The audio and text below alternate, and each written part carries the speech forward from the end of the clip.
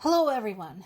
First things first, it is Sunday, so I had a chance to talk to my parents today. They are alive, even though the city of Zaporizhia and the Zaporizhia region is being shelled constantly, mostly with drones and ballistic missiles. But they're alive, and they've had another letter from our POW. Obviously, he couldn't tell anything about where he is, what his status is, whether he has been questioned or tortured or anything. But, we'll take it because that at least tells us that he is alive, that he's hanging on there. On to the news. So, once again, Ukraine is doing its best to do more with less. And frankly, I know a lot of people are going to start saying, "Oh, well, how could they collaborate with some of the Middle Eastern countries who have some of the very questionable practices?" You know what? Fuck you. They tried collaborating with the United States, and when we had a reasonable president, that was possible. And also, Ukraine had offered the United States the assistance in drone warfare. That was all turned down. So, Ukraine is trying to move on and is trying to basically get a foothold in the Middle East because Russia already has allies in the Middle East, Iran. So, Ukraine is trying to secure some type of position there as well. Because what Ukraine currently has when it comes to air defenses is some of the most advanced in the world. So yesterday, Ukraine and Qatar signed an agreement to cooperate on developing more advanced air defenses from missiles and drones. That is the second such agreement because there is another one with United Arab Emirates.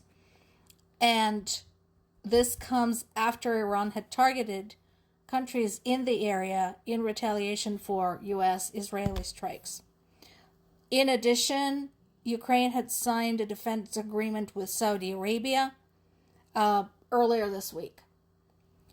So what they're talking about is not anything short-term. We're talking about a potential 10-year-long collaboration. And mostly, again, this has everything to do with Ukraine's expertise in developing air defense weapons, manufacturing, and most importantly, testing them out in the field. As I mentioned in the past, it's not just about figuring out, thus and such drones, for example, can intercept thus and such other drone or missile.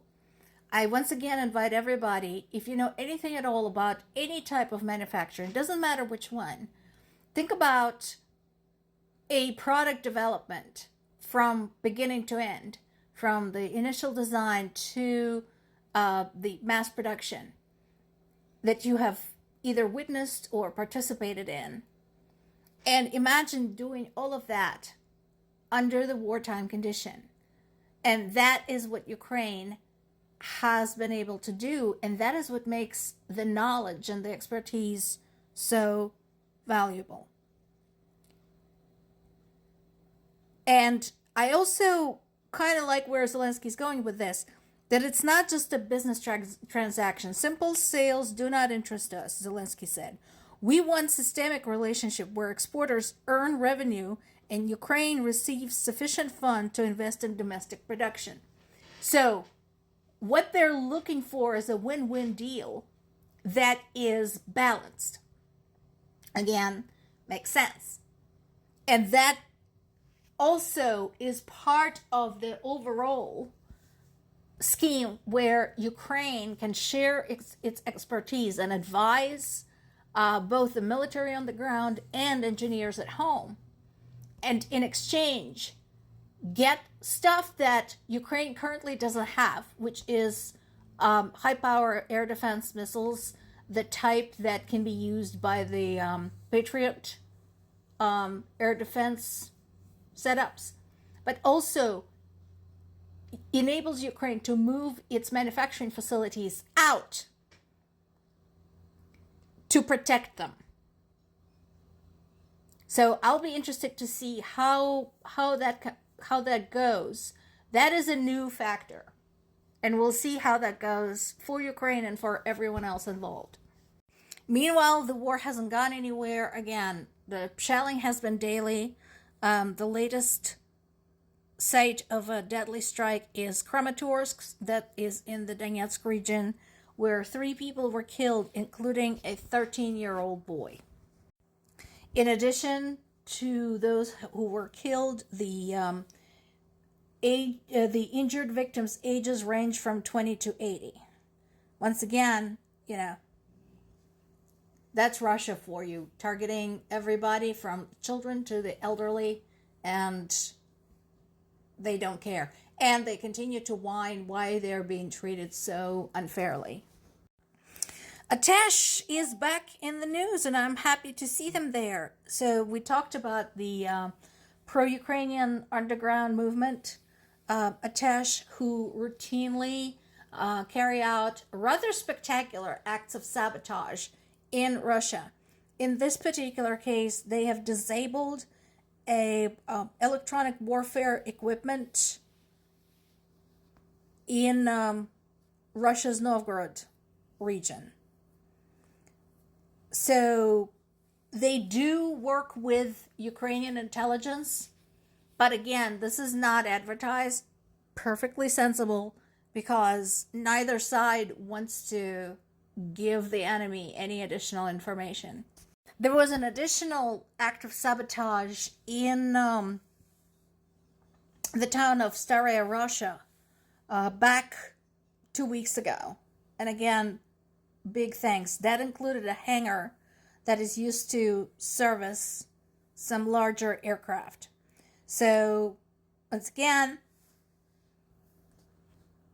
an aircraft that is never launched, that never gets to drop bombs, is something that is much better than the one we actually have to shoot down. And so, that particular one actually had its own runway, which allowed it to receive heavy aircraft directly on site. So, Atash had carried out an act of sabotage there, started a fire, blew up some stuff, and right now that plant is not operational because the repairs will take months.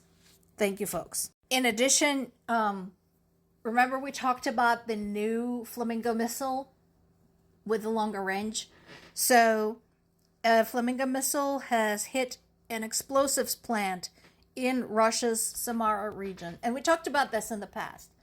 Explosives, ammunition plants, oil rigs, oil pumping stations are really kind of cool targets because you can send a bunch of projectiles at them. They might get shut down. But all it takes is a couple to reach their target. And all the crap there is flammable and explodable. And we know that some explosive devices don't even need to have fire to blow up. Sometimes just the shock wave is enough to jostle them enough for them to start exploding. Now, here's the thing. So this is something I mention almost every day. When Ukraine reports on Russia's drone attacks, they say, okay, we shot down this many and this many made it through. Russia only reports on how many they shot down. So we find out about the ones that made it through from satellite imagery, from the drone onboard cameras, showing us the targets they have hit and the damage they have caused. That is the cardinal difference. More to come.